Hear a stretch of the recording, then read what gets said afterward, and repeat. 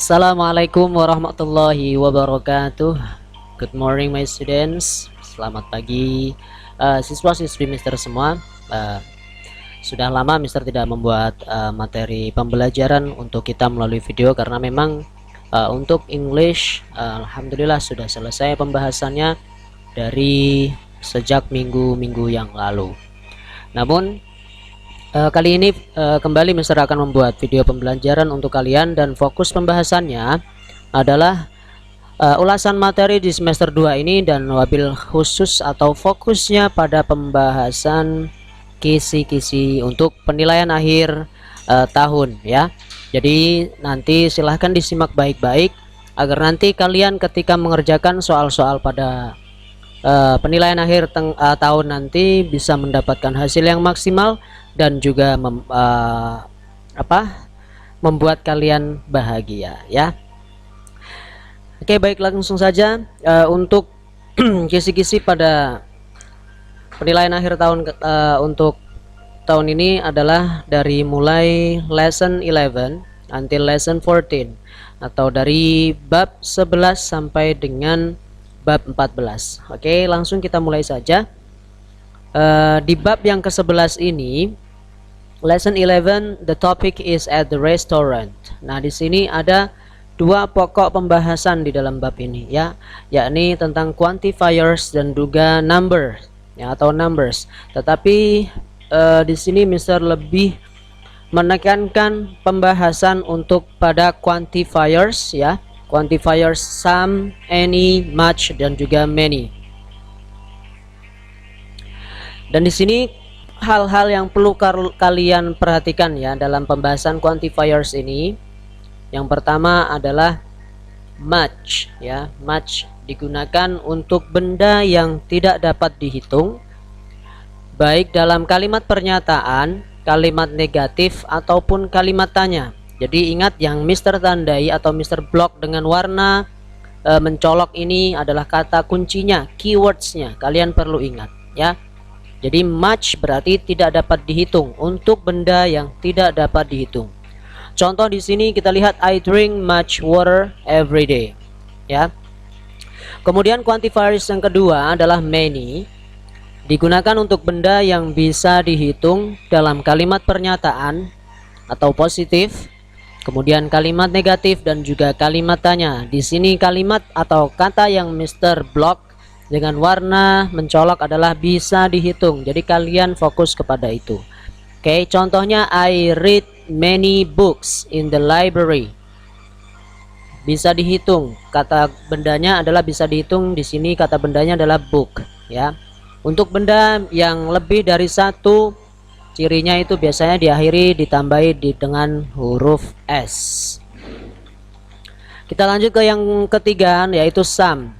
Some itu digunakan untuk benda yang bisa dihitung dan tidak bisa dihitung, namun hanya digunakan dalam kalimat positif dan kalimat tanya ya. Jadi kalian fokus pada kalimat positif dan kalimat tanya untuk some ya. Contohnya do you have some sugar ya, itu adalah kalimat tanya. Kemudian I have some toys, itu dalam kalimat positif. Dan kemudian yang keempat adalah any. Any ini juga digunakan untuk benda yang bisa dihitung dan tidak bisa dihitung, tetapi hanya untuk dalam kalimat negatif dan kalimat tanya. Sebagai contoh di sini kalian lihat I don't have any money. Itu adalah kalimat negatif. Kemudian do you have any ice cube? Ini adalah kalimat tanya.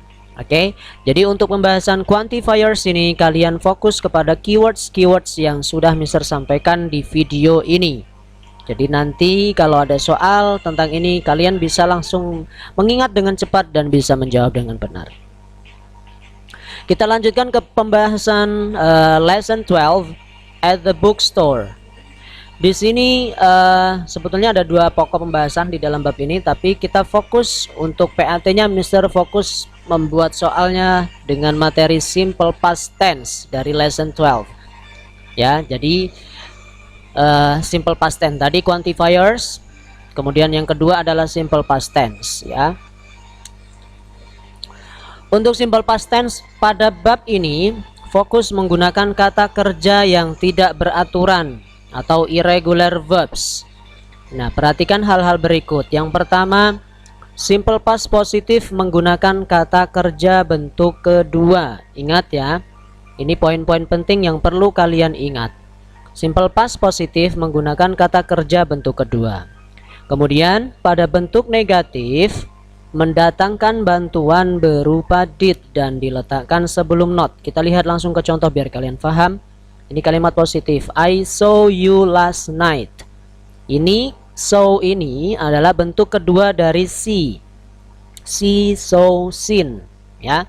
Kemudian ketika negatif tadi mendatangkan bantuan berupa did sebelum not, ya. Jadi tidak bisa langsung I not, tapi I did not see. Dan kata kerja yang digunakan pada negatif adalah bentuk pertama. I did not see you last night. Oke. Kemudian pada bentuk negatif dan kalimat tanya, kata kerja yang digunakan adalah bentuk asli atau bentuk pertama. Sama ya seperti yang tadi Mister bilang. Keterangan waktu dalam simple past yaitu ada yesterday, kemudian last plus time, ya, ada last time, last month, last year, last morning, last night, dan lain-lain. Kemudian juga ada bla bla bla ago, bisa 2 weeks ago atau an hour ago, dan lain-lain. Nah, kita fokus kepada contoh ini. Kalimat positif, I saw you last night. Ingat, pokoknya yang digunakan dalam positif adalah bentuk kedua. Oke. Kemudian ketika merubah menjadi negatif, kita datangkan did. I did not. Nah, dari saw ini berubah ke bentuk pertama, see. I did not see you last night. Selainnya tidak ada perubahan. Kemudian untuk kalimat tanya, did ini kita taruh di depan atau tukar posisi dengan subjeknya. Did I see you last night? Jangan lupa question marknya atau tanda tanyanya di akhir kalimat. Oke. Oke, kalau sudah kita lanjutkan ke pembahasan di lesson 13, yakni tentang occupations atau occupations, ya. Ada dua pokok pembahasan di dalam bab ini, yakni prefer atau would rather, dan di sini prosentasenya yang Mister masukkan sangat kecil, ya, dan lebih banyak ke clue for the occupations. Prefer atau would rather, ya, ini berdasarkan dari buku yang kita pelajari.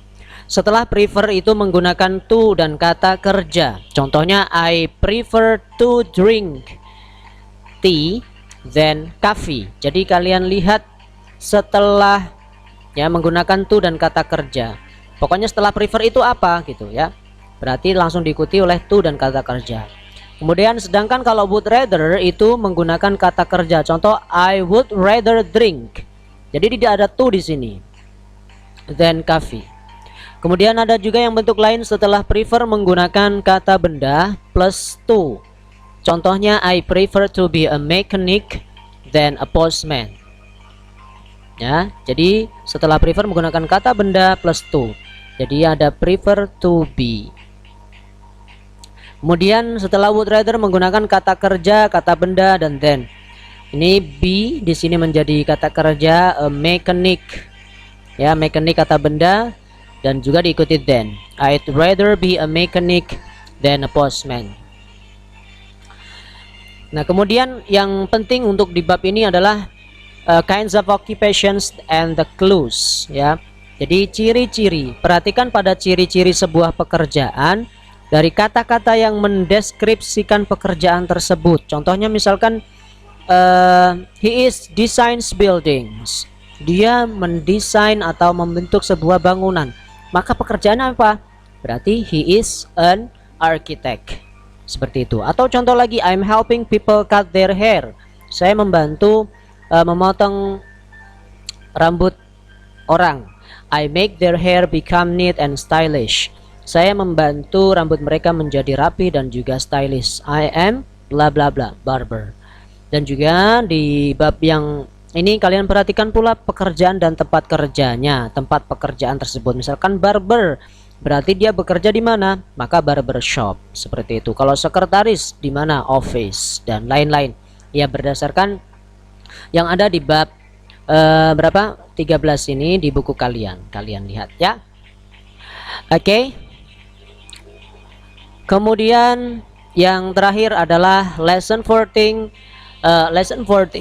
visiting the doctor. Di sini pokok pembahasan yang Mister masukkan untuk menjadi kisi-kisi kalian pada PAT ini adalah reflexive pronoun, atau ya, kalian cukup menghafalkan ini maka kalian akan bisa mengerjakan soal-soal yang berupa reflexive pronoun. Kalau I berubah menjadi myself, you berubah menjadi yourself, they berubah menjadi themselves, we menjadi ourselves, he menjadi himself, she menjadi herself, dan it menjadi itself. Oke, ini untuk pembahasan di bab 14 yang Mister masukkan menjadi soal di dalam penilaian akhir tahun nanti. Nah, itu adalah kisi-kisi dari Mister. Mister harap kalian perhatian baik-baik dengan kisi-kisi yang Mister sampaikan, sehingga nanti ketika kalian ulangan bisa mengerjakan dengan lebih teliti dan juga bisa menjawab dengan benar dan mendapatkan nilai yang maksimal. Tapi I always say to you all my students that study smart, pray sincerely, and do honestly. Artinya apa? Belajar yang cerdas. Artinya belajar cerdas itu bagaimana? Kita mempelajari tidak langsung kebut semalam pelajari semua, tidak, tapi kita belajar smart. Seperti yang Mister sudah sampaikan tadi, sudah rangkuman ada, berarti kalian fokus kepada materi yang Mister sampaikan untuk dipelajari. Kemudian pray sincerely, artinya berdoa dengan setulus hati atau dengan ikhlas ya. Kemudian apa tadi? Do honestly, do the test honestly, kerjakan tesnya dengan jujur. Karena jika kalian jujur, maka tes ini kan untuk mengukur kemampuan kalian. Kalau kalian jujur, maka kalian tahu, oh berarti saya kurangnya di sini, oh berarti saya belum paham ini. Tetapi kalau kalian tidak jujur, misalkan kalian mencari jawaban dari sumber lain demi mendapatkan nilai, maka menurut Mister kalian menjadi orang yang rugi ya. Oke, itu saja untuk penjelasan Mister untuk video kali ini, mudah-mudahan bermanfaat. Jangan lupa isi absen di kolom komentar ya. Terima kasih. Assalamualaikum warahmatullahi wabarakatuh.